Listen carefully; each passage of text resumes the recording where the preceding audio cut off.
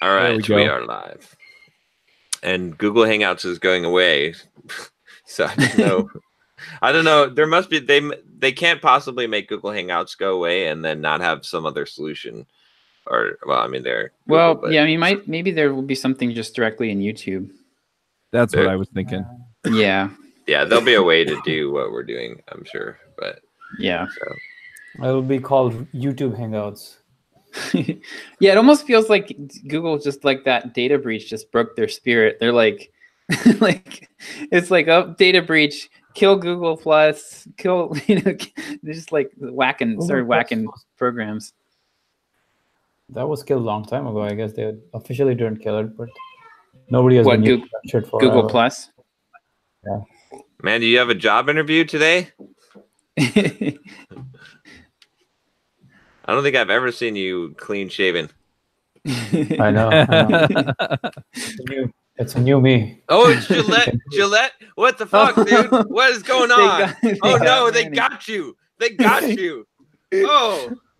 I did use the Gillette blade because that's the only blade I have available, but I'm not going to be using it going forward. I'm using it. I'm using my Gillette razor to shave my ass crack. Hey, you're still paying them money. I wouldn't get too excited about that part. Josh, you watch those guys abusing each other? What's that? Oh yeah. Abusing what? Oh my gosh, that was so funny. Yeah, Manny sent a link to a real example of toxic masculinity, and it was these guys, and they had wooden spoons. They were sort of like your stereotypical like construction worker, like on weed. They're like hours away from getting fired probably. Is this the YouTube video? Yeah. And the one guy holds the spoon in his mouth, and then he like whacks the other guy on the head with it, and like I don't know what they're trying to do, something with the timing, and I think they're trying to make it hurt really bad. If okay. You know what they're trying to do? Yeah. So it's they're pranking the one guy because if you have the spoon in your mouth, you're not going to hit very hard like this, right? Okay. So then he thinks that the other guy is doing the same thing, is hitting him with the spoon with his mouth. Oh, but there's a third guy that's whacking him in the head hard. And he's like, what the? Okay. I didn't pick up on. Oh my god. Yeah, the other guy was whacking him in the head. He was thinking. So these guys are sitting across from each other, and they're both supposed to hit each other. Like they both are holding a spoon in their mouths. And first, one guy bends his head, and the other guy hits him with the spoon in the mouth. And supposedly, the other guy does the same thing. Is this the Total Idiots at Work compilation? Yes, it's the Total Idiots at Work. This is how Manny destroys productivity for everyone. That's toxic masculinity, an example of how this guy was. It was so fucking funny, man. I could not I just could not stop watching it. I had to just keep rewinding and watching that shit again. When I was in college, when I worked in the student newspaper, there was this one guy. He was the photographer, and photographers are pretty much insane. I mean, like they tend to be really like a really eccentric personality type. He was also a drummer, so you kind of get that's kind of like the same. There's a lot of overlap there, but he would take a soda bottle, like a 2-liter bottle that was empty, screw the cap on. And we had a 15-foot ceiling in this room. It's really high. So he would throw it up, spin it around, and then bounce it off his head. And the idea was he was trying to not let it hit him point down. So if it would just hit the side, it would just go boom and bounce off. But then every once in a while, it was like Russian roulette. Every once in a while, it would land cap down, and it would be like, and he just collapsed on the floor. Everybody would laugh. He'd get up and do it again for like hours at a time. It was ridiculous. So maybe he's one of those guys. Dude, that's so stupid. That's so stupid. So congratulations, you guys made a sale using advertising. No, we did not. No. What? I have to stop watching this video. Chuck's good. We'll see your thoughts for the week, Chuck. So funny. Yeah, I know. I'm just gonna keep playing it back over and over and over again. Dude, anytime you're feeling like you need a little boost, you gotta watch the share. It'll just like drive you nuts. You'll be like, I can't believe these idiots are that idiots. Like, I mean, this guy is such an idiot, but it's so fucking funny. It was so funny. The guy is so serious about like the fact that he's like, I can't believe I'm getting hit so hard. He's like all over, like he's almost falling apart. He's like, yeah. And everyone around him is like cheering him on, saying, and every time the one guy hits, he's like, "Ooh!" and everyone's like, "Oh my god, that was hard!" And they're just like prompting him on to believe that he's actually able to do any damage whatsoever. So we've got the attribution problem. Yes. Oh yeah. The classic. Of course. We sold a premium membership. I mean, the good news of it is, guess what? We raised the price to the Simple Programmer membership to $200 a year, and we're selling. Well, we're selling. We'll talk about whether this was a good idea or not here in a minute. But yeah, so we got this video, and it's actually funny, John. In the video, the account manager pings Mason, the technical guy. Yeah, and she's like, "Are you sure we're not jumping the gun here?" And it comes up in Slack, like this little notification comes up in the video, and sure enough, well, I mean, there was no way they would have known though. Yeah. But basically, what exactly is going on? Well, so we're running all these ads, and the coding interview bootcamp price is $199 right now. We're basically just running the exact same offer that we ran to our email list for now, just to get the ads going. So on Wednesday, I think it was, or Tuesday or Wednesday, John and I had a conversation. We decided to raise the price of the membership to $199. Okay. So I did that, and then later that afternoon. People about it? What's that? Without telling anyone about it? Yeah. Well, we can talk more about that in a few minutes. But so we sent so like 2 or 3 hours later, we get an email from them saying, "Hey, look, we made our first sale," and it was $199. So I was like, "Yay!" I got excited because the amount was correct for what we would expect. And then I went in and I was looking. I was like, "Wait a second, there's no sales for Coding Interview Bootcamp in WooCommerce." And it was just, so I don't know if it was actually, I can't tell if it was someone who signed up for the email list and then bought it from the ads, or if it was just Facebook which I think is highly unlikely, because the average lead score for the people that actually buy the membership is like 250, which means they've been on the list for months and months. They've read everything. They're super fans. Yeah. Nobody buys this on a whim. So, and the guy used a new email address when no, actually, you know what, John, he didn't. If it's the guy I think it was, he signed up for 5 Learning Mistakes a few weeks ago. Oh, okay. So I'm almost positive that he just happened to see an ad on Facebook, probably didn't even click on it. Facebook and Google will do this. I mean, they're greedy. They basically will claim credit for sales on anyone who was served your ad. Right. Yeah. Google will. That sounds about right. Yeah. Google will. So we're supposed to be targeting cold traffic, but it's very hard to do that cleanly. So this guy was already on our list.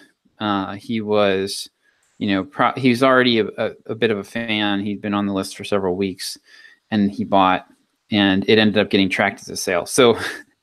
Yeah, so that was very disappointing to realize. We were actually like it was looking like. So you haven't created separate separate pixels for separate parts of your cart, as in when someone buys this product, because. No, we are tracking. So you don't create separate pixels anymore with Facebook. Well, you don't create separate pixels, but there's conversions. Yeah, we have the conversion steps. Specific parameters that you guys should have set there, so this product is actually this one, and this product is this one. So, seems like those guys didn't set up your pixels properly. That is a good question. I'll have to look into that. So a pixel for productivity course is different from, or pixel plus attributes for productivity course will be different from pixel plus attributes for mental toughness course. Yeah. And if Facebook starts attributing my mental toughness sales to productivity, that would be a complete mess.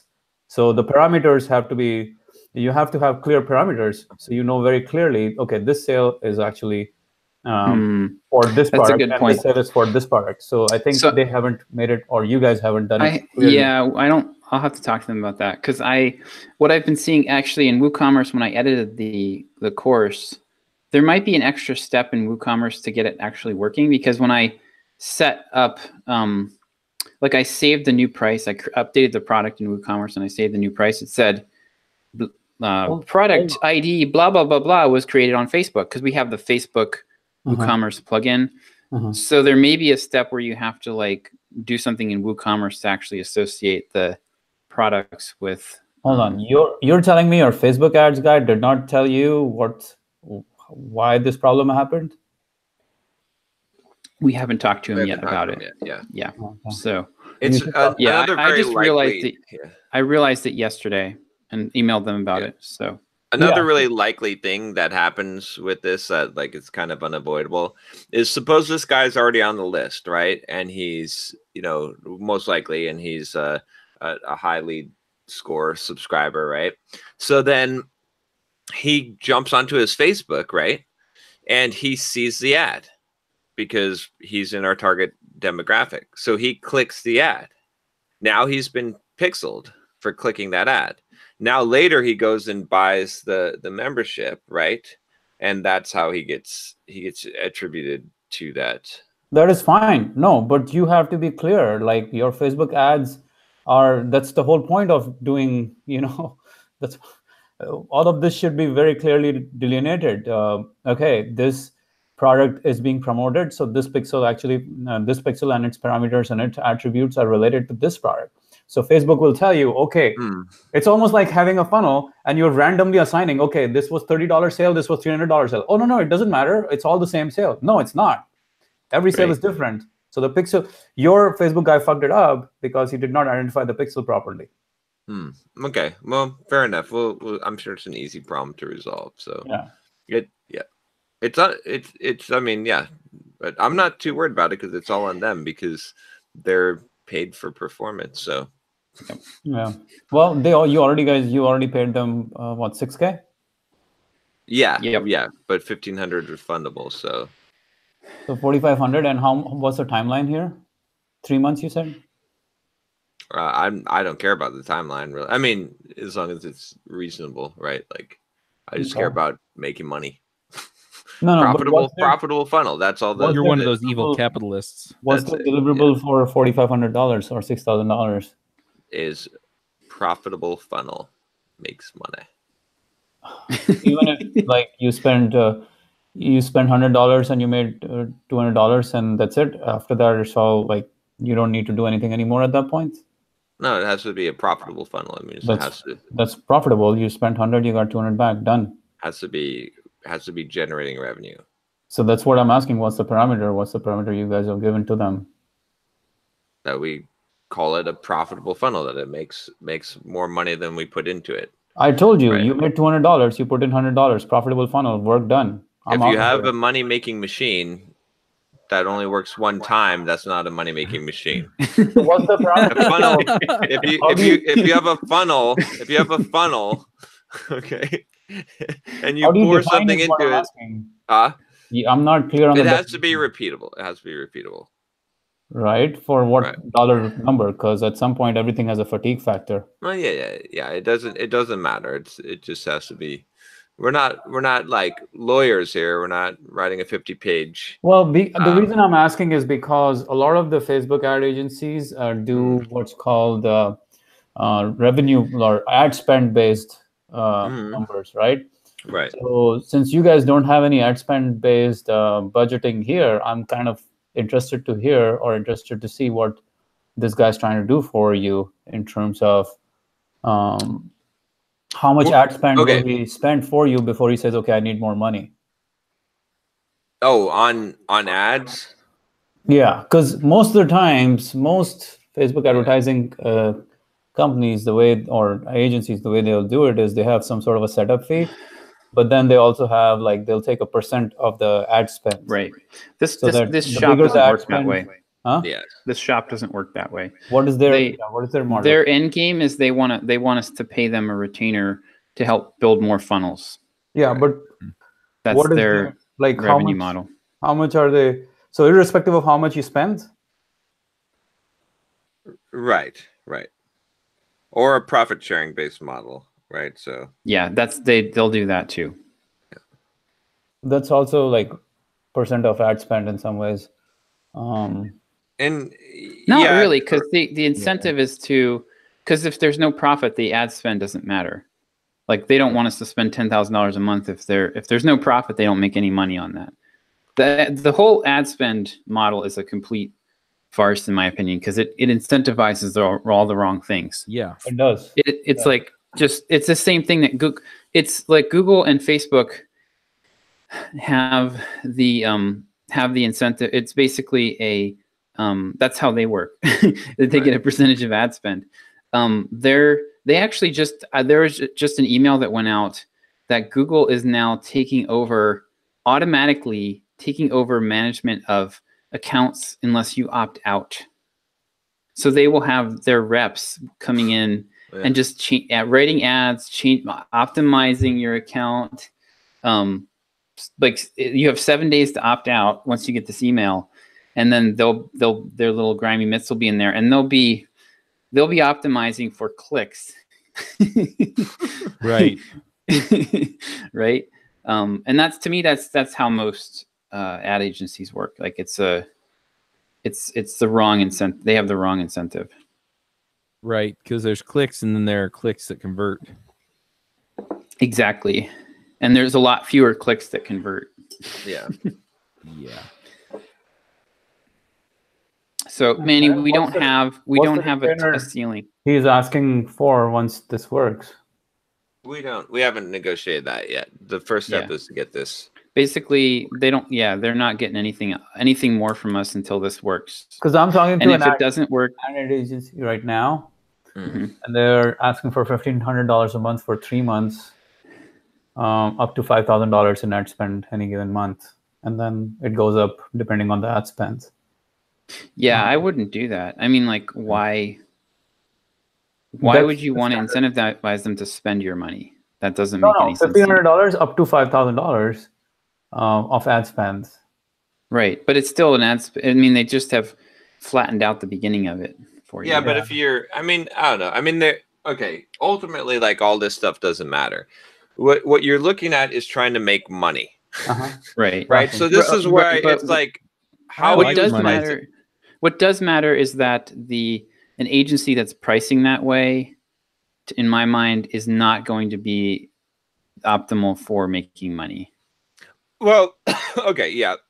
It's like this. It's the same thing that people say with real estate agents, right? Because people are like, oh, well, real estate agents get commissions based off of the price. So if you have a real estate agent representing you as a buyer, they want you to pay more money for the property. They're not going to help you negotiate to lower the price. Right. The reason why that thinking is flawed is simple. Because if you buy a house for $200,000, okay, and they don't care if you buy it for $200,000 versus $190,000 if you negotiate down. Want to get the deal done because it doesn't matter. Because if it's going to make you happy, they're going to get like. It's not going to hurt their commission much. It's like a couple $100. Like who cares, right? Yeah. But they're going to make you happy, and it's going to get the deal done, right? And not only that, they'll get the deal done. So it's more like $4,000 versus zero compared to $3,800 versus $4,000. Well, so if they're really paying attention, they're also going to get more business coming their way. You know, when you refer people. So it's the same thing with the ad spend. If you think about it, like the one that Manny just said with the scenario with $1,500 up to $5,000 ad spend. Yes. Yes, they could waste their time and they could say, how can we make it so that we can make the ad spend as large as possible, right? With keeping the margins of the profit the same. You know what I mean? Like, like they could try to say, how could we make it so that we could spend more on the ads? But they're not. I mean, it doesn't make sense. Well, like they'd rather have you be successful and make money so you spend more on the ads.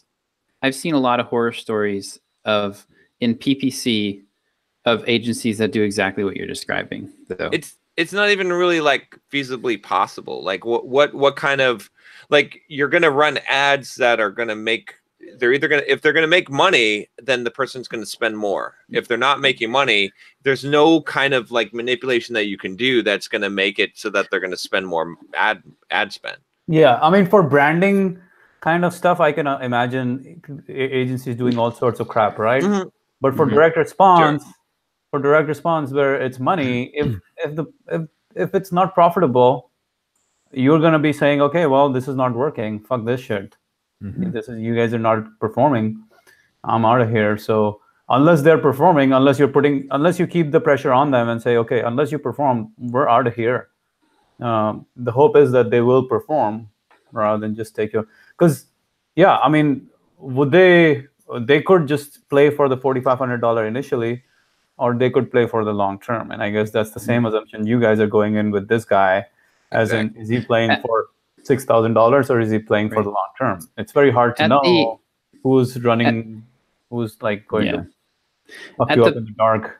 John, at that the last thing that I went to with Perry in Chicago in November, remember Les, the Czech guy? Oh yeah. So he has a Google ad account.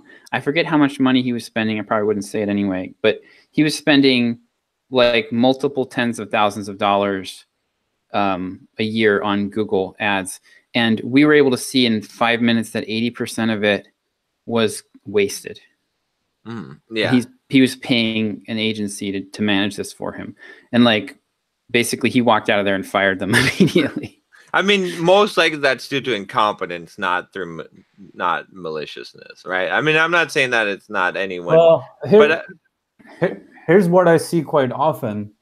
People take it easy with their agency, in the sense, not like, what will happen is, okay, I'm working with the agency and the agency is doing its thing. The agency might be screwing up certain aspects of the campaign, but you're not paying attention. Right. Because you're busy with other parts of the business. So but that's still your fault. Yeah, exactly. That's what I'm saying. Yeah. It's your fault. It's not the agency's. Well, it is also the agency's fault, because they're not like keeping it very sharp, right? They're not keeping the blade sharp. They're kind of letting it go dull. But it's also your fault that you're not keeping up on what's going on and what's what to do and how to do this and what all. Like, if you're just like letting all of this shit go, you're in. You're just like, okay, here, agency, take this and run with it. Either ways, it's going to be a problem, I think. But if you work with the agency, either ways, you will figure out a way to win with that shit, because you will learn from it. But if you just give it to the agency and expect them to make it work, I don't think you get enough learning, and I don't think you get enough value from that whole experience, because the agency goes away or something happens and now you're back to square one. Well, and this is similar. You're kind of hitting on stuff that I learned from the crap that I went through with Eric, and I'm actually circling back with like my bookkeeper and some of these other folks, and just making sure that it's, hey, look, this is what I'm hiring you for. These are the clear outcomes that I need from you. And it sounds like John and Josh have some idea of what they're looking for, but yeah, it probably wouldn't hurt you guys to actually set some clear expectations. For every dollar we put in, we get X dollars out, instead of just, I put $1 in and I get $1 and a nickel out. No, it's 1.5 ROI. That's what we have in the agreement. So yeah. So then it's, on what time frame, under what circumstances, blah blah blah. But how much dollars spent, all that stuff, because there's a lot of different variables that can come into play. But hopefully this guy is incentivized for the long term, not just for the short term. But at the same time, I think it's easy to get lulled into outsource your marketing to someone else, like a big business, and think that they can do the work and say, okay, well, let them do the marketing and we'll do something else. But shit, man, if we are in the business of online marketing, I think that's a dangerous game. Yeah, but if you have a clear method for measuring this stuff, right? I mean, this is what I'm doing now with my editors and show notes people, right? It's like, hey, look, these are the key performance indicators. These are the metrics that we're looking at. These are the things that we're doing, and these are the outcomes that we want. And so there's not a whole lot of room to wiggle. I mean, they can come back and they can say, look, we've got this other idea that may pay off in this way or that way. you know, and I like that kind of creative thinking, but at the end of the day, it's, this is what we're measuring and this is what your job is. And then if they're not doing the job, then you just cut them off. But if not, then you figure that stuff out. Well, there are certain jobs that are easier to do and there are yes, to outsource, that's fair. And all those things that are like, you can, set KPIs and do all those things and say, okay, editor does this. Basic stuff. Editing is not the value add in this business, right? Yeah, but marketing is the machine that runs this business for all of us. Unfortunately, we are in a marketing business as much as we are in the product creation business. Right. And you and I think most of us know that product creation is the easy part of the business. Yeah. It's the easiest part of the business. Marketing and product marketing and getting that marketing piece right for any kind of marketing campaign is where the real challenges of the business arise. So what I'm saying and what I'm thinking more than I'm saying actually is that if I hire any of these agencies, I'll be working with them like in cahoots. Like I'll be like, okay, what's going on every fucking day? I want to see where we are, what kind of creatives are.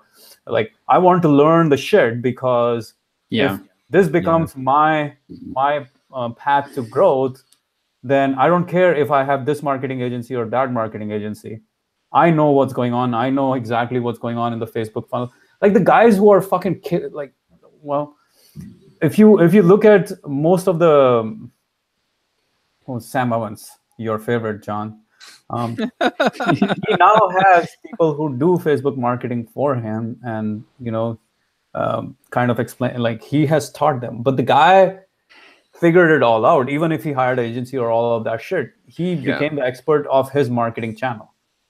So I think if that is a marketing channel, we better become experts at that marketing channel. If email marketing is your marketing channel, you better become experts at it, which you guys are. You didn't outsource email marketing straight up, right?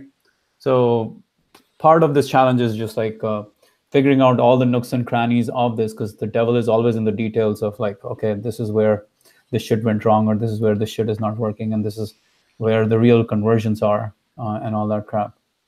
So I want to hire a Facebook agency and I'm working on it, but I'm also thinking like it's going to take up all of my life for the time that I have them. Because I will not let them off the hook and just let them like be like, okay, well, man, that's fair. But I think putting out notice that he's the client from hell to anyone who, well, there has to be some level of trust, right? I mean, because you can't spend all your time managing the Facebook agency, because you have to run the rest of the business. Well, you have to at first if you're going to start something. I mean, it's that's the one thing that we learned with Simple Programmer stuff, is that we pretty much have to, like, you're either going, there's no such position as financier, right? Yes. You are either running the project or doing the project, right? Like that's it. Like you have to pick one of those roles, otherwise you're gonna get screwed. You can never just hand it off and give people money.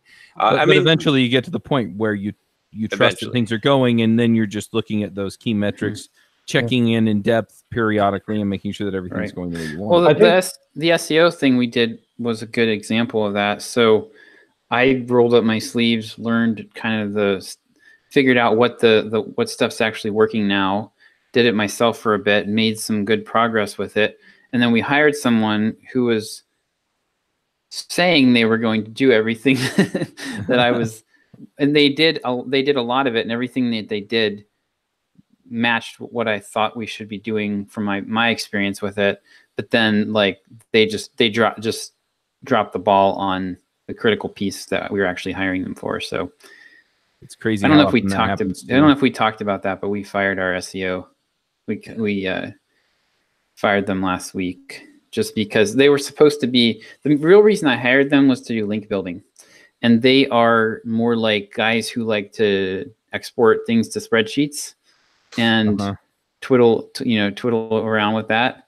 So they were doing a lot of that kind of stuff. And I'm like, well, how about you build me 10 links this month to our post that's ranked number 3 right now for this keyword that gets 30,000 searches a month. Like, how about we do that? And they're like, well, we can do 4 high quality backlinks a month. I'm like, no, sorry. It was But again, you had that kind of measure, right? It was exactly. This is the outcome I'm looking for, and you guys aren't delivering it. So well, if we had just hired someone, then we wouldn't know all that. There's two kinds of people that you have working for you, right? There's people that you can fire, and there's people that can fire you, right? And that's the problem. Again, agency, right? Any of these things where you're using a service, right? It's the same thing in real estate, right?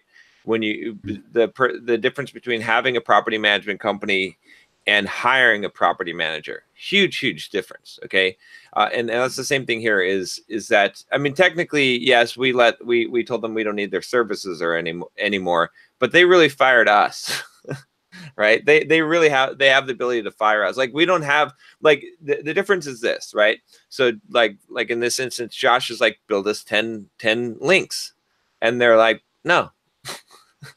Right? They can say no, right?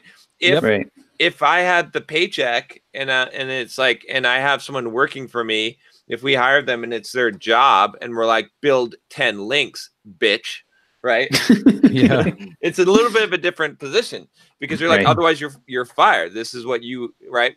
Whereas they get to decide, no, that's not what we do, right? Like, you know, you so I think that's the thing to keep in mind with, you know, with something like this. And again, like with the SEO, it applies the same thing, right? The SEO or the Facebook advertising, right? You can look at it multiple ways, right? You can hire an agency to do it, but you don't have control over what they're going to do ultimately. I mean, you can like tell them what you want, but they can fire you. If they're like, no, then, you know, if they say no, they've essentially fired you. You just have to, they'll keep collecting your money, right? But you yes, they will. Right? But they fired you essentially, right? But you can do the same thing where you can learn SEO or you can learn Facebook marketing, and then you can hire someone, and then you can train them exactly how you do it, and maybe they can perfect that process, right? So a good example too would be like the difference when I was doing YouTube, right?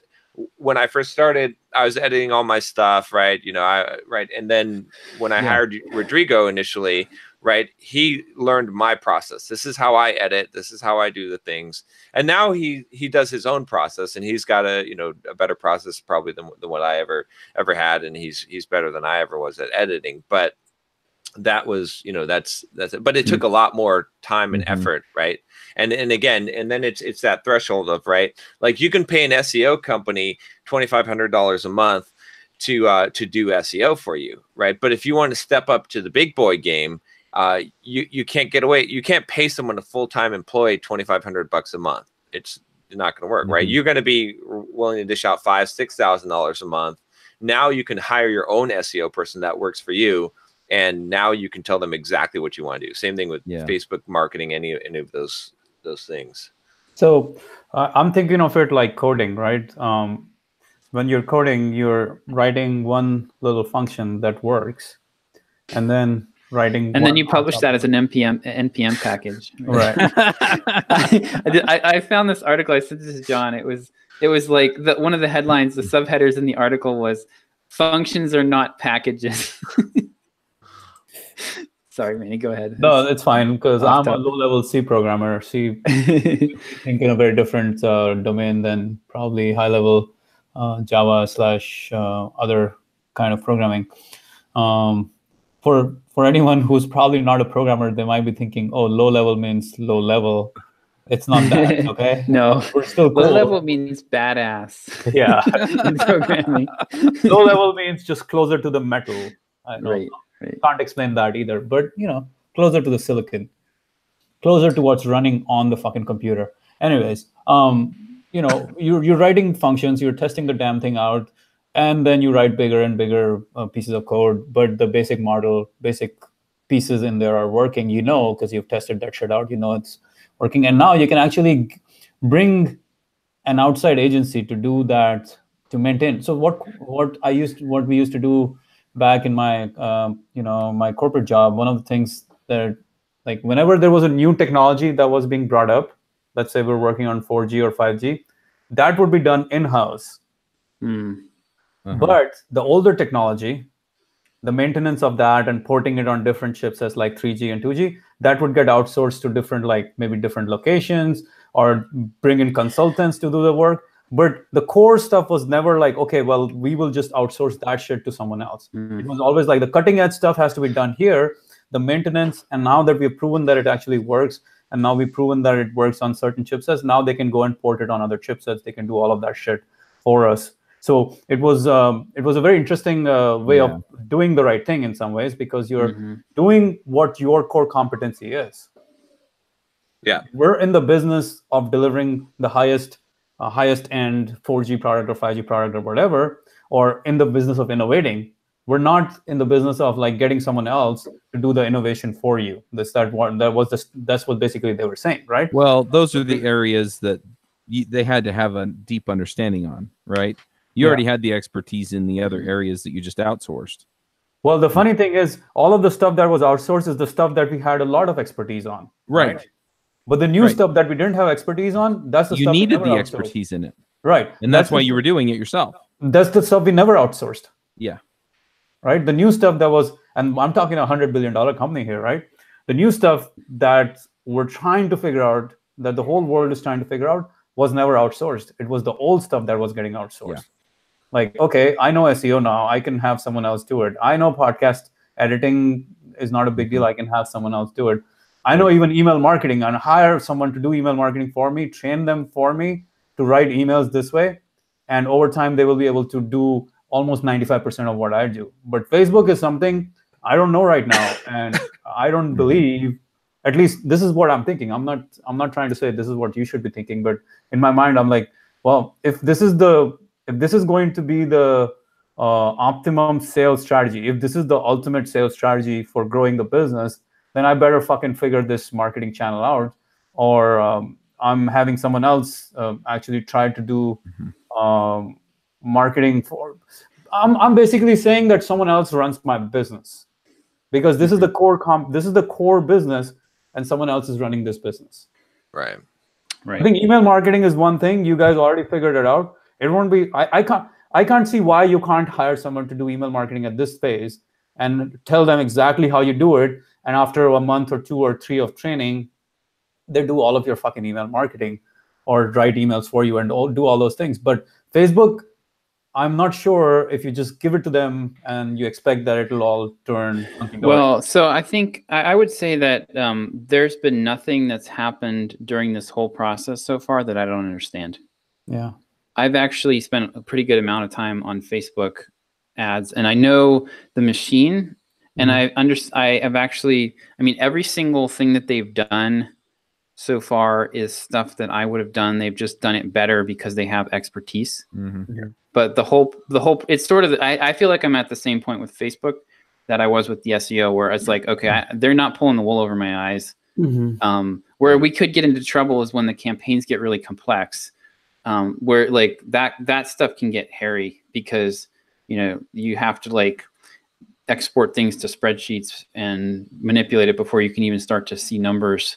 That's where things can get kind of crazy. But so far, nothing that they've done. Basically, if I had a bigger, you know, if I had a team of people, this is what I would do.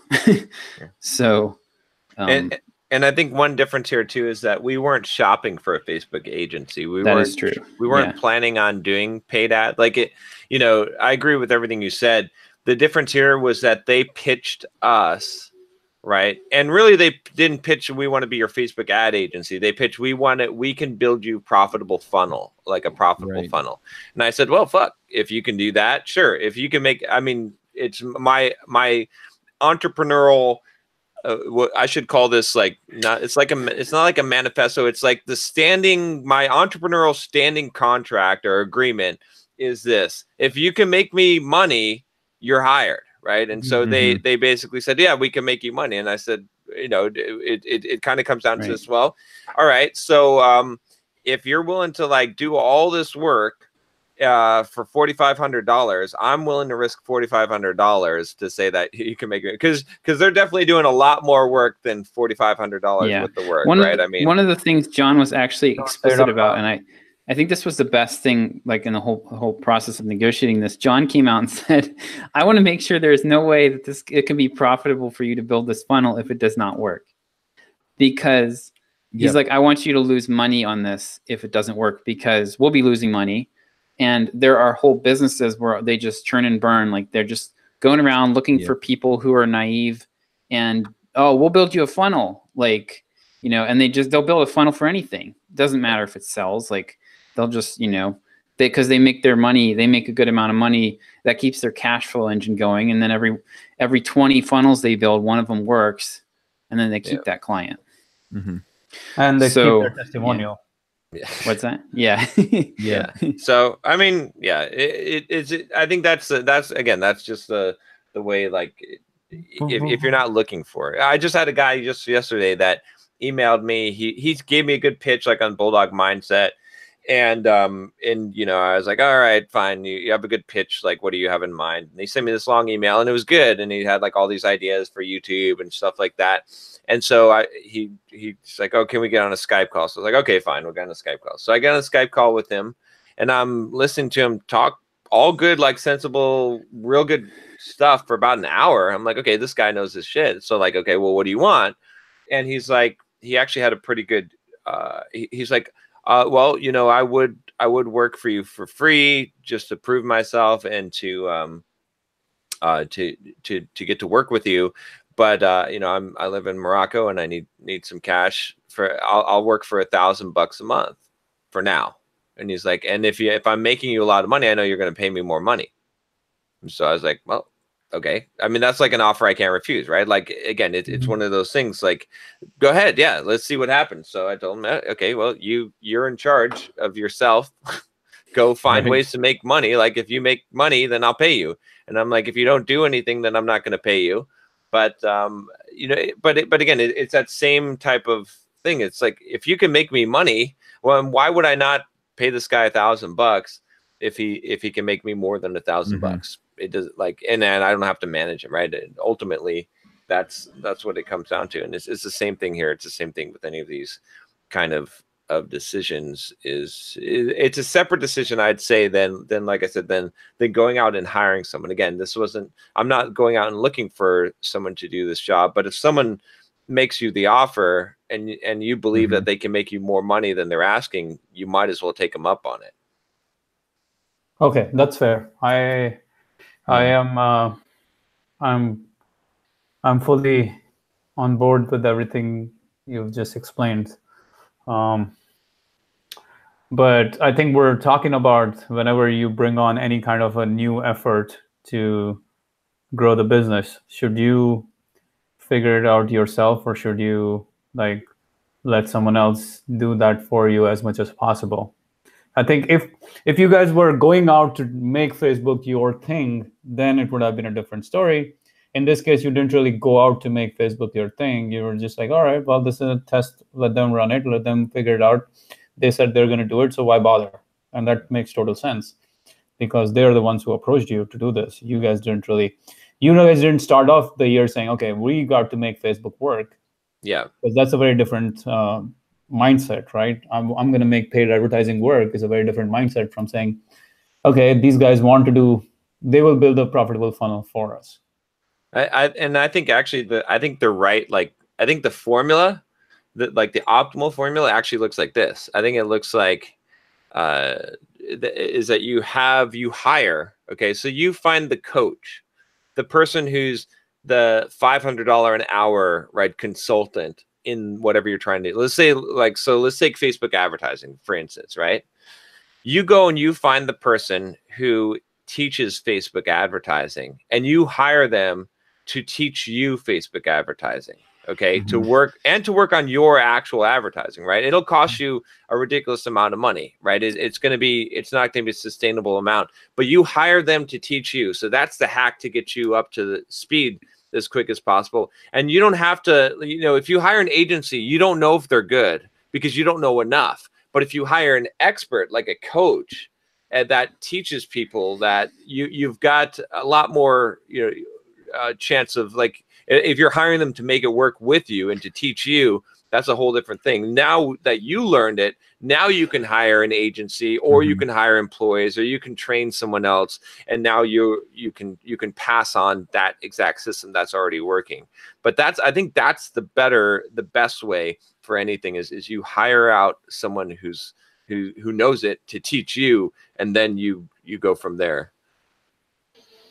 Yeah, if you can find people like that easily, because it's not always easy to find someone who teaches Facebook advertising but doesn't really do advertising for. There are people who teach Facebook advertising. Well, it doesn't even have to be so. It just has to be someone who's successful. So think about okay, like that's probably a better person to learn from rather than someone who's just teaching.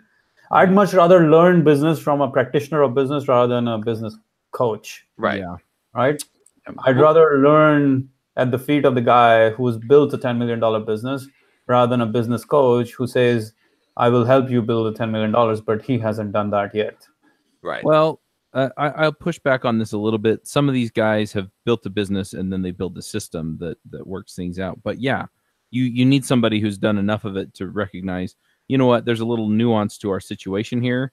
Yeah. So, we're going to don't do this. We're going to do this other thing. The reason why I say that is because most of the times, every stage of the business requires a different kind of challenge to be figured out.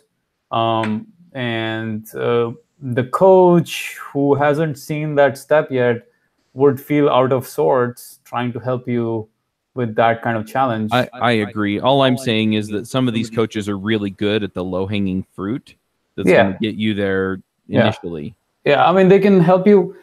I think there's a difference between a business coach per se who actually just does business coaching compared to someone who's building a business or who has built a business. That's a different kind of coach than just a coach. The coach can help you understand your blind sides, help you understand where you might be screwing things up in a different way. But the big picture, the strategy of the business, it's almost like the coach doesn't. So I'll give an example. This guy I know, he's trying to build a product. He's trying to sell a product online, and he's like, okay, I'm going to use Kajabi. I'm going to put up videos there, and I'm going to create a funnel, and I'm going to sell my product. I'm like, okay, well, what the fuck's going on here? Like, who told you should be doing this? Like, I've been thinking about it, and I thought Kajabi, and my coach said, okay, well, if this is what you want to do, then you can do this, and this. Or the coach didn't give him the technology. The coach said, okay, well, you know, these. The coach was the wrong person, right, to help him with his business objective. The coach might have been able to help him with his life stuff, or might have been able to help him with understanding his blind spots. But the coach in that situation was the wrong person to actually help him get through the hump that he was struggling with, because he didn't have perspective. Well, I ran into this a bit over the last couple of years. I hired a coach. I think I've talked about these people on the show before, but I'm not going to name names. But highly qualified. That's the coach. First thing you say right before you name names. Yeah. But that's the highly qualified person, somebody that people may have heard of. I hired them to coach me on stuff, and really, this person was great at getting people who were like 3 steps ahead of me, up to the $1 million point, and I just wasn't there yet. And so a lot of the advice I got was stuff that, was stuff I needed to do, but it wasn't the stuff that would immediately pay off for me. Right. And then I wound up switching to another coach. And this coach basically gave me a step-by-step, process for getting through what I'm going through.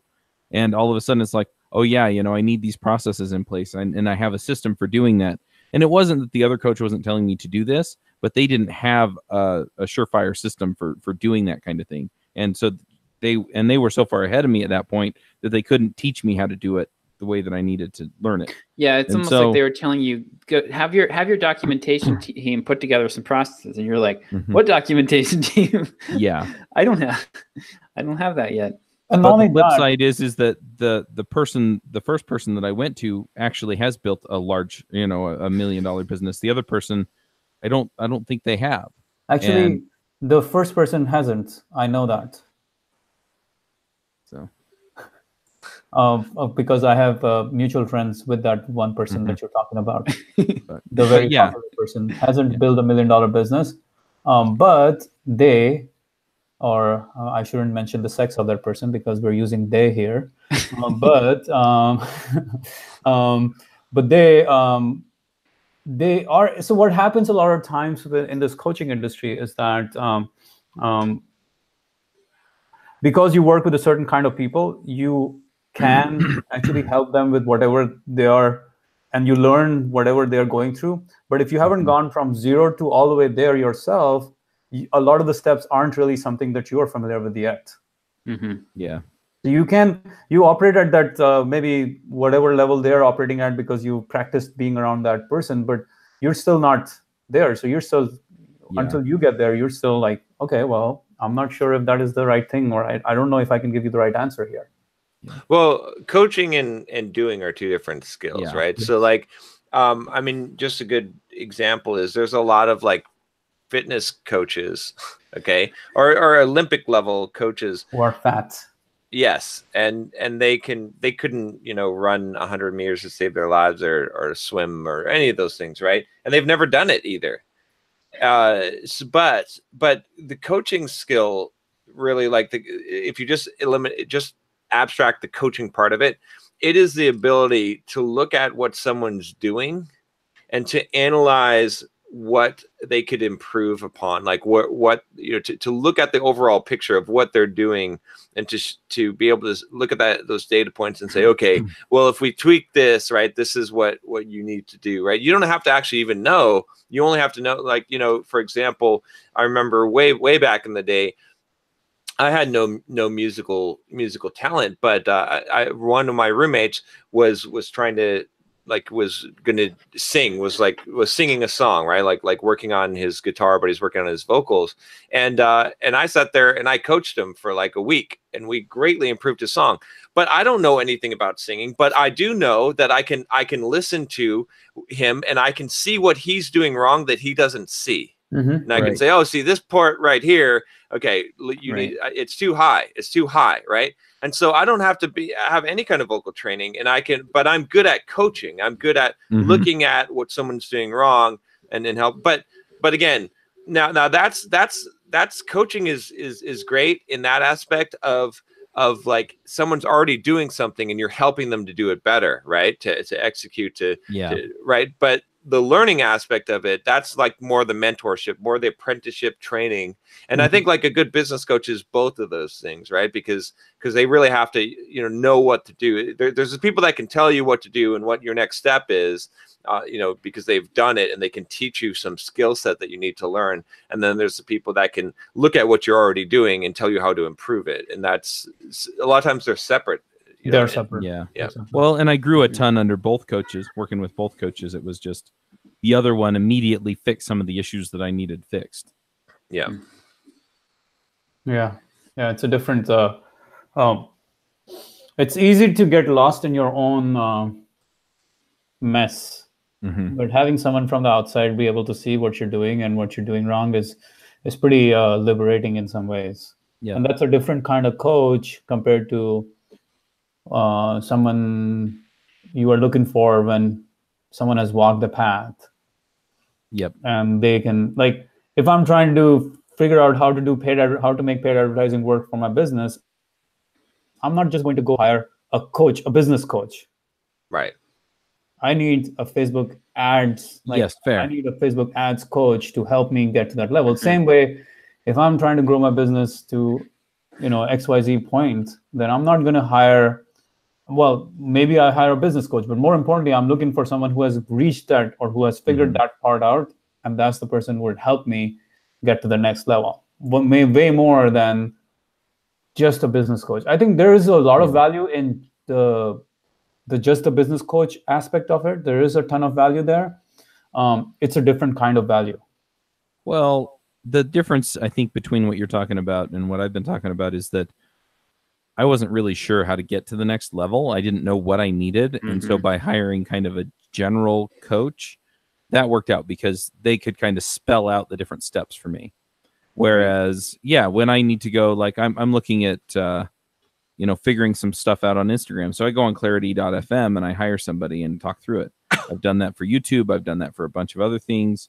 And yeah, so in those cases, I know what I want. And so I hire somebody to, talk me through it for a half hour, an hour. And then I go back to them when I have more questions. Hold on. You're doing that for YouTube? I did talk to somebody for a half hour. You got freaking John and me here, and you're going and paying people to figure out YouTube stuff? I know, right? Stop it, man. I can't believe you're doing that. Now I feel pretty humiliated here. I didn't even think about it. That was the intent. That was the intent, Manny. Oh my God. I'm trying to help you with your toxic. Do you feel like, does your head sting like you got hit with a spoon or something like that? Can't believe we did that. Yeah, well. Who wants to talk? Who wants to hear about our membership thing this week? Yes. All right. So we ran another. We opened the membership up for a month. So the benchmark that so far I've seen in the last, I've done this maybe 6 times now or so. What we typically see is about 50 sales. We had one anomaly where when I added how to market yourself as a software developer as a bonus, we got 89 sales. But pretty much every time it's been right around 50 to 60 sales. And you're doing it once a month? Roughly. We skipped a couple months because we did some other stuff. But I was doing it once a month. 50 sales, about $5,000 in revenue from each of those. So for this time, we decided.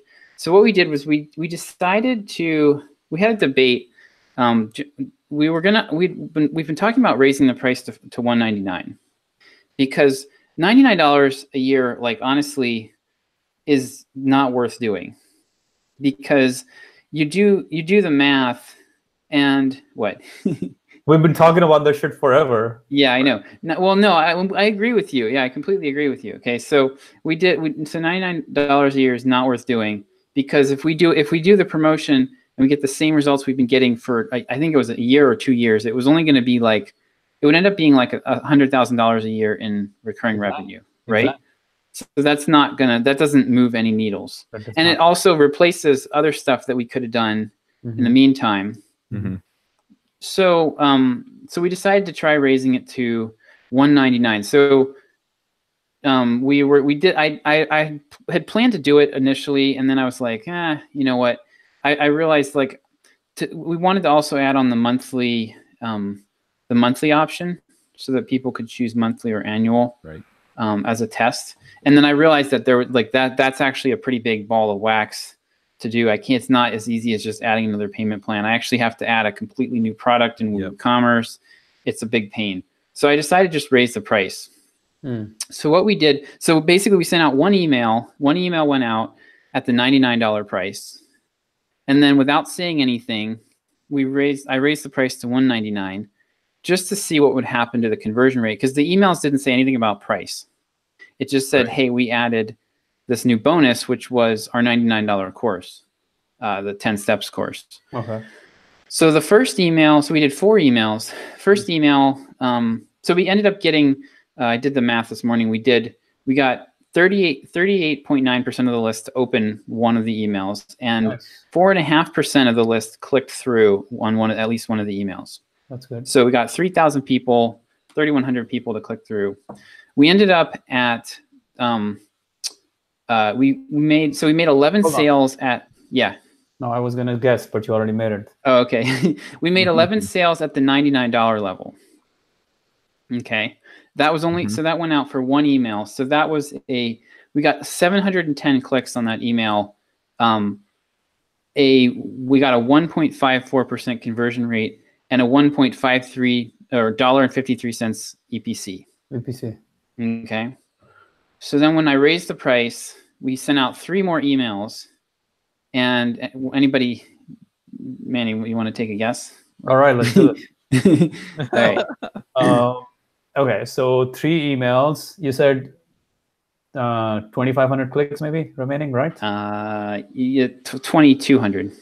2,200 clicks. I'm saying 10 sales. We got 9 sales. Boom. At $199. There you go. The conversion rate was 0.34%. So the conversion rate was a fifth of what we got. No, EPC was 69 cents. What? EPC was half. For $2,000? It's $1.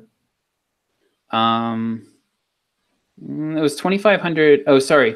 2,500, 2,600 clicks. You said 2,200, no? No, okay, 2,600. Yeah, I did. But yeah, it's 69 cents EPC. So basically our conversion rate, so we needed to, the conversion rate could have dropped by half and we would have been fine. Instead, it went down to 20% of what it was. Well, the problem is also the people who saw the first time, now they're not going to buy it. No, we got one email about that. Yeah, but one email. Because people don't send an email doesn't mean that they aren't thinking about it. But only 700 people clicked on the first email, and that's actually total. There's probably 100 or 200 of them came in after I'd already increased the price. That's the best. I'm going to ask you. 700 is the subset. Like how much? 700 is the total over the full. But it's a section of like. Who are the people who never saw the $99 offer? Those are the people, those conversion metrics are way more critical to analyze here than people who actually saw the $99 offer. Because the ones who saw the $99 offer, that will skew the metrics for you. Well, that is true. Regardless of the metric, okay, so this is what I'm looking at, right? To me, this is a win, and this says great. Because here's the thing. It was 10 people bought it at the $199 price, right, Josh? 9 people. Or 9 people. 11 people bought at the 99 or whatever. Yeah. Okay, so regardless, 9 people bought it at 199. That means people will buy it at 199. It just that was never in doubt to me. Well, the only question is, I figured we would get some. The only question is is the overall revenue picture. That's no. But that just says like if you keep all things the same. If we know that people will buy it at $199, it's a matter of messaging and the offer, right? If we can change the message, we just have to find the right messaging, right, in order to increase that conversion rate at that price point, because that's the product. What's that? Right. It's the offer you said, right? It's the offer. But fuck, man, you already know people will pay $1,000 a year for the right kind of offer. So that's not the question. Right. But we're stepping it, right? Now we're going to go $199, right? I think the next time that we sell this, we can say that we can officially say we're increasing the price and we're adding this value. We're making the offer better, right? And that we'll continue to increase the price, right? And so that will create definitely, some scarcity and also position the value higher on this thing. But we'll just also have to figure out what exactly is the messaging, right? Because when you're talking about something about like membership like this, there's 101 ways to sell this, right? I mean, there's what is the pain point? What is the offer that you're making? What is the benefits that you're offering people? We have to find the one that clicks. That people are going to hit on and buy, because when you're talking about membership forums, I mean, we could talk about, hey, one angle could be, this is the best way to network to get a new job. This is the best way to increase your salary. This is the best way to find people doing a side hustle. Like there's a lot of different angles. I've done that 5 or 6 times now, John, and it always comes out to 50. It doesn't matter. We have to make it work. That's the difference now. Is like now that we know that if we know that 9 people will buy, we know that 100 people will buy. We just have to make it work. But the question is, would 500 people buy if the price was half of what it is? And the answer is yes. I think the question is, I feel like there's a little bit of a leap, which is the offer itself. I don't see you guys talking much about the product and the offer, as in how that's going to improve, rather than just the messaging. So what I'm trying to say here is just having a forum is not, it's hard to increase the price on it indefinitely unless there is a real value add in the overall product, in the offering there itself, in the offer itself, right, which allows you to make the price increase, because people can freaking go to Reddit and go to a programming forum or anything like that. But no, I'm saying there has to be a tangible value delivery other than just a forum that allows here's you what to you get in addition to talking to other people. They've got the access to the courses now. Now we have both of the courses. Courses doesn't. The problem with courses, here's what I'll tell you. Courses are not a good thing for membership because there's no ongoing additional value. They can just download the courses and they're done. Why should I stick around in this membership area forever? So every time there's a successful membership, there is some sort of ongoing high quality content delivery of some sort, or some sort of coaching delivery of some sort, which allows for that to survive. Well, if you guys want it to be completely automated, where you guys are completely out of it, I don't see the price of it going too far up. It may not go too far up, but here's the thing. Remember, we're selling yearly access. We're selling yearly membership. So basically, it comes down to this: the courses do make a difference in that case because they're buying a yearly access to a resource, right? They're not paying on a monthly. And a monthly, it's a little bit different of the story. And also, when it comes down to renewal, the people that are going to renew at the yearly are going to be the ones that are getting the value out of the forum, right? It's not going to be about the courses. The courses are an enticement to get them to buy 1 year, to buy access for one time. So that's all we need is because that the value of the forum itself, should hold its own. That's a different piece of the equation there.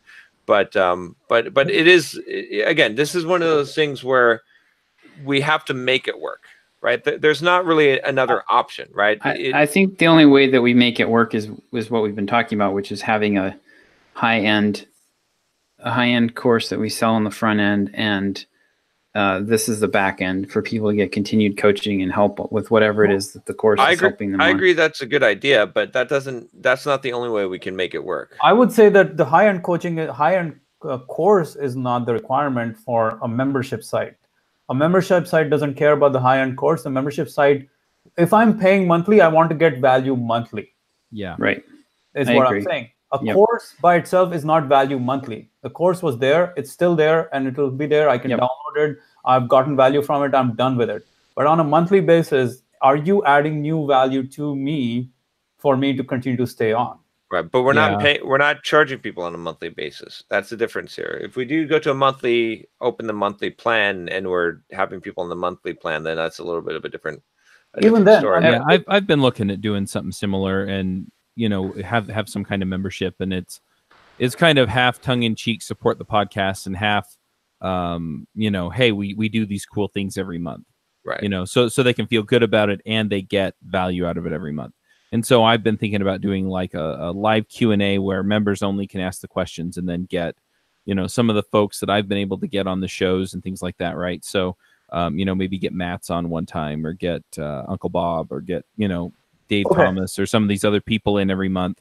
And then also be putting out like this is what I'm working on DevChat, and here's the code that I'm writing to do it, or things like that, right? So that there's ongoing stuff there. And then I think the other value that I've been considering adding is, hey, I'm working on my book, and here, you'll get beta access, at a certain level. And I don't know if I charge extra for that or not, but basically, if you're a beta reader, then you're going to get some kind of, level of access to that. And so when I finish the book, when I finish the Get a Job course, the thing that I'm getting most demand for actually is a podcasting course. And so it'd be like, look, you're going to get beta level access for 2 months to the course. It's not going to be downloadable, but you can come watch it in the forum and things like that, where, again, there's this value that kind of comes on a regular basis, like what Manny's talking about. Yeah. I mean, the reason why I say the value part of the equation here is because John creates shit ton of value on the YouTube channel for free, but if only the members could actually access that as quote unquote. That's I think that's the real key to it, right? That would be a different game if you said, okay, every month you guys come have 2 live group coaching calls with me. Now you can actually charge monthly, and you can raise the price to even $99 a month or whatever you want, because now you have anyways, John's gonna record fucking YouTube videos because that's what he does. That's what he loves doing. That's his life. But the difference, you got to create a platform.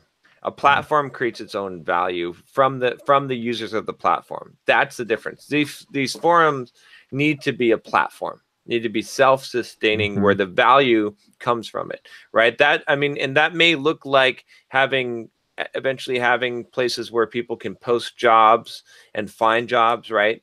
As part of the forum, right? A lot of it is going to be the contributions that the community makes, right? That you can go there, you can get your questions answered, you can find other people, you can network, right? All of this value that's created by the community itself has to be the value. Otherwise, it's not going to be a platform. It's going to be a treadmill.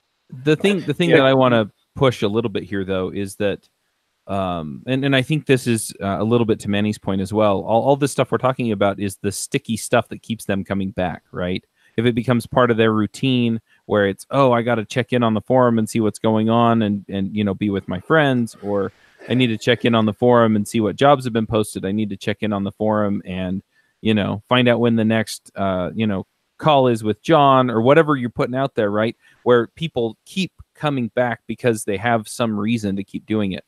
And the content, I think, is the easy way, to conceptualize that. But yeah, it could be other things. And then I think that's what John's saying. But it has to have that aspect of it that keeps people routinely coming back without having to remember, oh, I haven't looked at it in 3 months.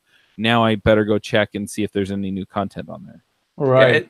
Yeah, and what's the max price you think you could ever charge for something like this if it's always going to be just a forum?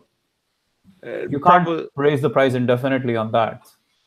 Well, I mean, there's no reason why you can't. Realistically, it's probably gonna be somewhere around probably around $300 a year. I would say. I mean, a lot of people will pay $25 a month for just access to a high level forum, right? There's a lot of businesses that are doing that, even just fan club type of so at that point, you really are subscribing. So what's really happening ultimately is all you are doing is the promotion, an ongoing promotion, which is netting you $5,000 in 4 emails. That's ultimately the end game of all of this you're doing. It ends up being about $10,000 over the lifetime value. But yeah, I agree with you.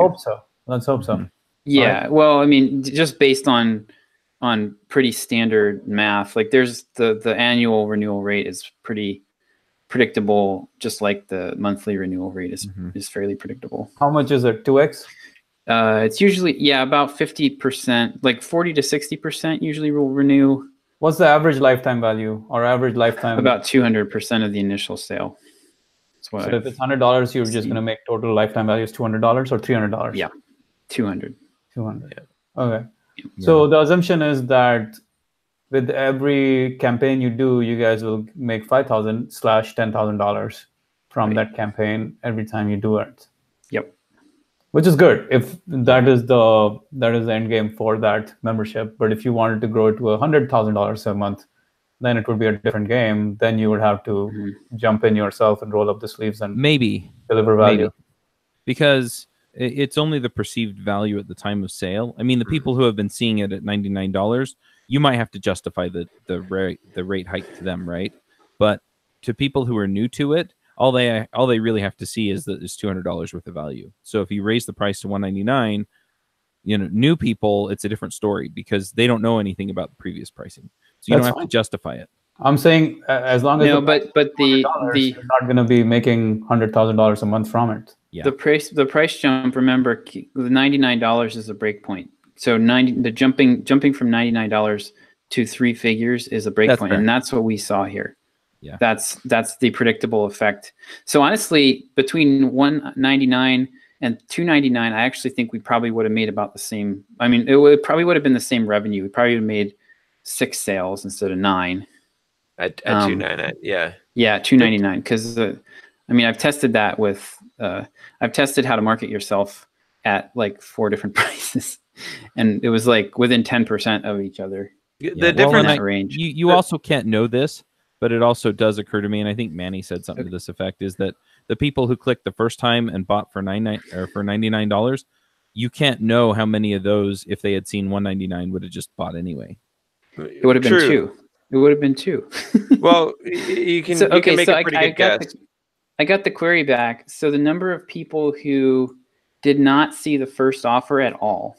Okay, so we had a total of 2,573 people who saw the 199 offer. The number of those people who did not see the $99 offer was 2,361. Hang on, they've never seen the $99 offer, or they did just? Oh, they probably have. They may have in the past, but not this month. That's why they didn't click through and go, "Oh, the price just went up." See, pricing. So there was about 200 people. There were about 200 people that saw the old offer during this promotional window. See, pricing doesn't exist in a vacuum, though. This is the key problem and misconception here, right? So for a couple of reasons. One, just at the very face value of this, there's a huge difference between blindly showing a $199 price versus a $99 one and saying, hey, we just raised the price by double, by $100. That creates urgency. That also creates a perceived value. Like, shit, these guys just raised the price, right? It's crazy because you hear about these promotions where someone will, I forget who it was. I just saw one where he started it at his course. Oh no, it was Ty Lopez did this shit. He had a course, an upsell from his like 67 steps, if you go in that funnel, where he started his upsell course at $1,000. And then he raised the price by $1,000 every like 3 days. And he was selling the shit out of it when it got to $10,000. Because people were like, well, fuck. Like at that point, like you wouldn't think that would work, right? You'd be like, oh no, this is shit. If people could have got it for $1,000, they're not going to pay $10,000. Oh yes, they will, because now it's going to keep on going up, right? So again, there's a huge difference there. Also, just the messaging at the price level, right? If you're going to sell a pack of gum, for $1, the messaging versus selling up, something for $100, right? Like look at the brand Supreme, right? I mean, they actually literally sell a fucking brick, right? That says Supreme on it, right? And it's like $100, okay?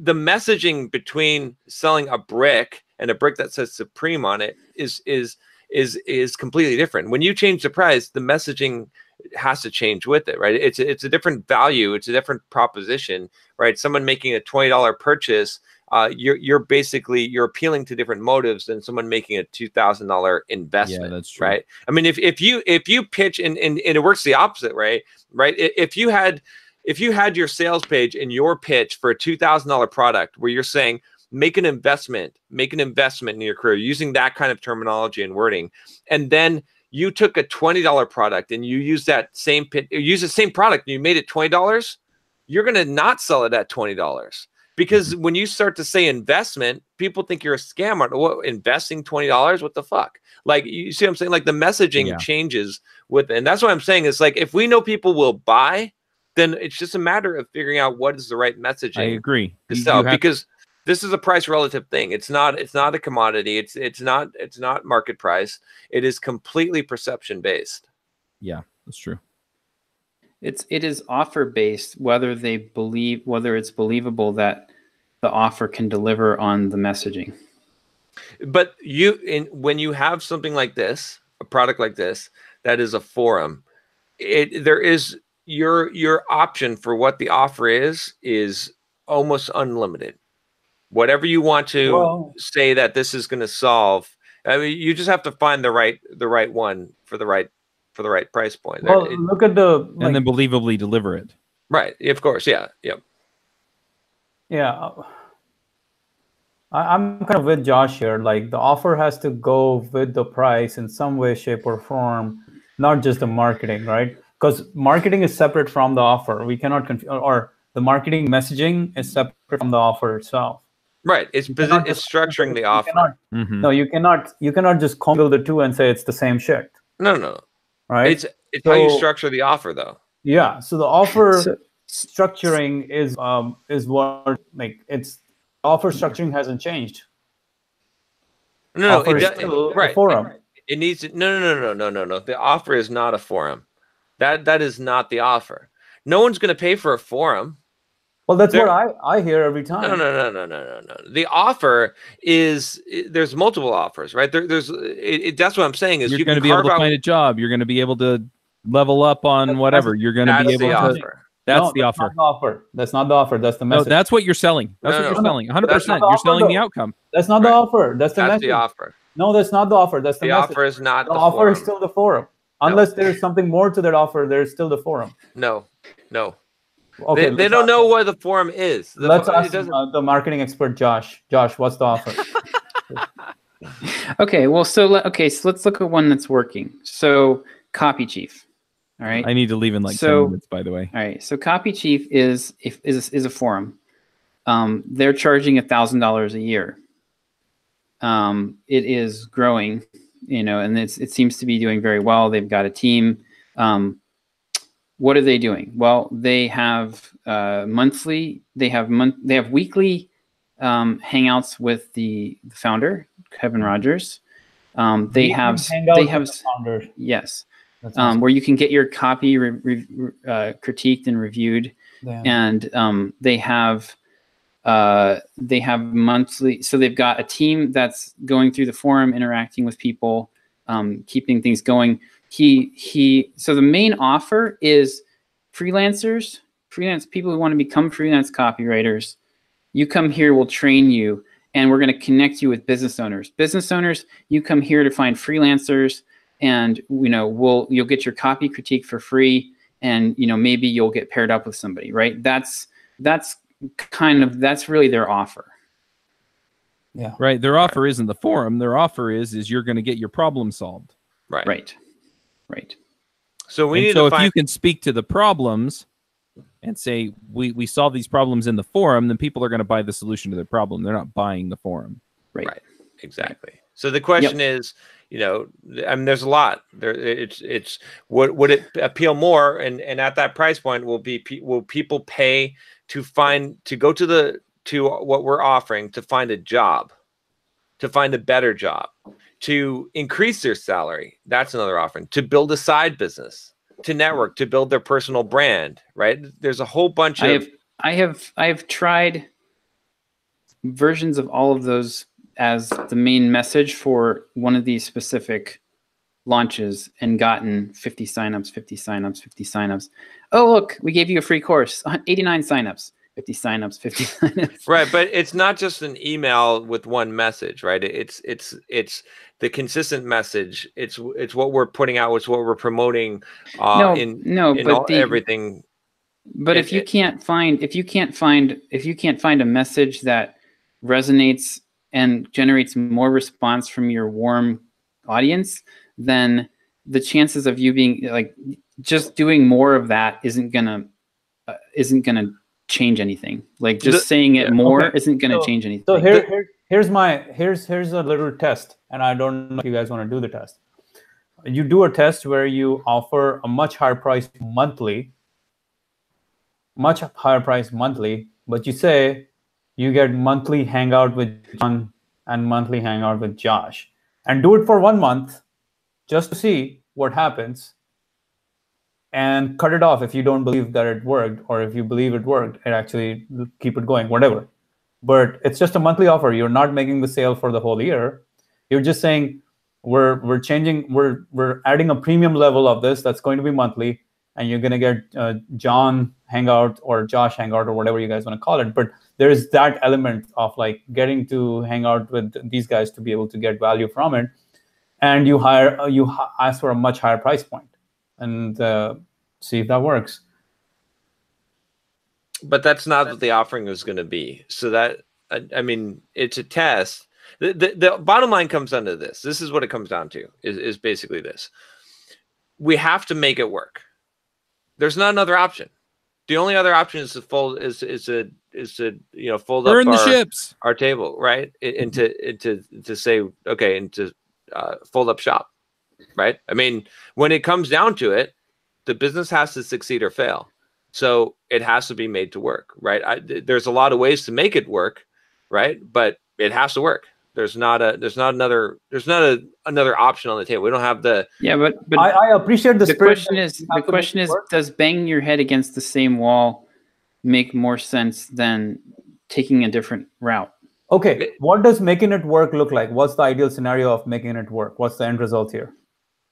The end result or the process of making it work? No, the end result. What are we looking for? We're looking for to have a global revenue stream. Annual revenue you want when you say $1 million from this program? No, I mean from the business as a whole. No. Right. What's the when you're saying we have to make this forum work? What's the annual revenue that would make you feel like, okay, we made it work? For me, it would be like probably $250K a year. Mm-hmm. Yeah, I'd agree. Okay, so $250K a year is meaning $20,000 a month. If you do promotions every month for this. Right. All right. So one angle is to say we have to make it work just from marketing, which kind of makes sense, but I'm not convinced that that is the only thing. Just with marketing, you can sell this thing. I don't see how just for the sheer force of marketing, it's going to work. There has to be something that the offer has more than just the base forum, not the marketing, the forum. The forum is not the offer. Well, unfortunately, the forum is the delivery, though, and that matters. It does. Like what you actually deliver matters a lot. Yeah. And you have to be able to, like, if you tell people they're going to get great jobs and they come in and there's 300 people and none of them are employers and there's no jobs in the jobs forum that I created, it doesn't deliver and they're going to cancel immediately. That's fine, but then you can figure out how to make that work, right? No, you can't. That's not the right thing. Marketing does not solve the problem. No, the offer solves the problem. You have to find the offer that people will buy. Even if it doesn't matter. The sky's the limit. You can offer anything you want, right? And then we can figure out a way to provide that. That's the way to make it work, right? Well, that's the problem. Improve in some way for the offer to improve for the marketing. It doesn't. You start with the offer. You start with the offer. You cannot start with the product. You cannot start with the product. You must start with the offer. Well, you can start with the offer. But if the offer is, okay, we will help you grow in your career. Right. And unfortunately, the only way to do that is you interact with these 300 other people. That's not enough. Well, when Kevin Rogers comes in and says, you're going to interact with other business owners to get copywriting jobs, and I will come in here to help you write better copy. And if you're a business owner, you can come in to look at freelance writers and hire them. Now that's a very simple, very clear, like as soon as you said that, I got it. The proposition is there. The fact that Kevin is there, everything clicked in my mind. In this case, it's not clicking right now in my mind. I cannot, it sounds like a forum. Unfortunately, that's all. Because they don't know. They don't know what the experience is yet, right? That experience can be whatever that we want to craft it to be. First, we have to find the offer that is going to work, that is going to match up. I get what you're saying, John. And I basically agree with you. What I'm saying is that I've tried versions of that. I mean, you can argue that we just have to do it. We just have to spend a year trying to make one of them work. I don't think that's like if there's no spark, if you've got the paddles and then you shoot it into the corpse a few times and nothing happens, like you can sit there all day and that one ain't coming back. That's not how it works, though. It unfortunately, in entrepreneurship, you have to keep on going and you have to keep on trying. You have to make it work. When your back is against the corner, you have to make it work. And that's the thing. It's like we'll have to keep on trying. It can't just be marketing that makes it work. It's not marketing. It's the offer. Yeah, I think what John is saying, if I can chime in here for a minute, and then John can tell me I'm full of crap, but is essentially John saying, let's find something we can sell and then figure out how to deliver it. Exactly. Yeah. I would agree with that. And what Josh is saying is I've tried all these things that we thought we could sell, and everything. None of them are selling big. None of them are even like there's no blip. The EKG is just flat. There's no blip on any of them going, okay, if we just put our nose to the grindstone here and focus on this one, we'll be in a year this will actually the work EKG and resonate. Isn't and then flat. What I'm hearing, we sold 9 at the $199 price. So what I'm hearing from Manny then is you can't sell something you don't already have. Right. You can. And I'm sitting here thinking, going, I'm not saying you can't sell something you don't already have. If you're in the test mode and you're telling them, hey, we're trying to figure this out, we're selling you this, and as soon as you buy, I will deliver on that promise. That's totally fine. Right. What I'm not sold on is that inside the funnel, it's still the same thing, but outside we can sell it. That's what I don't believe. Everything is all about perception in this. We have an amorphous thing. What's that? No, that's where the distinction in what I'm saying and what John is saying and what Chuck is saying is. Right. Chuck has it. It's all about the perception. You have to figure out the perception that is necessary in order to and then you can deliver on it, right? That's the thing, is that we don't have any question, we can deliver on it. John, what I'm saying is that I have tried, I've pitched it from multiple angles now. And when I say the EKG is flat, when I say the EKG is flat, it's because each one brings exactly the same response, and it's basically just our super fans. We have, and we've got about 4,000 super fans on the list. They're the only ones who do anything. Right. They're the only ones who buy this. It doesn't matter what you say. It's still those same why are they buying? People that we have to make people into super fans. That's the solution then, if that's the case, right? I love that you just said that. I love it. No, it's totally true, because I mean, there are two ways of thinking about that then, right? It's either, okay, so what's different about the people that are buying and how do we capitalize on that? Or how do we make more of them? Well, right. I mean, the way that you make more of them is you have to basically just have to get more traffic. Because, no. You make them. Initially, when I started Simple Programmer, the entire business model was to make people into super fans. Right. And that's why the conversion rate was 1/3 of the list. You're both right, by the way. So you have to bring more people in, but then you have to keep doing what you're doing that makes people into super fans. What has changed? What can we do that we haven't done to make more of the people coming in into super fans? We have to take your shirt off, John. We have to specifically figure out how to do that, right? That's the thing. It's like that is going to require. That's what I'm saying. Is like, again, we can't take the victim mindset and be like, oh, nothing works. I've tried everything, nothing works. I'm not taking the victim mindset. The victim mindset would be giving up but saying like, okay, clearly, okay, well then like P90X doesn't work, right? There's plenty of fitness programs that don't work, and just mindlessly doing them for years on end won't make them work. That's the difference is you could make it work. P90X works. If you do it. It depends on what your goal is, but you can make it work by modifying the program, right?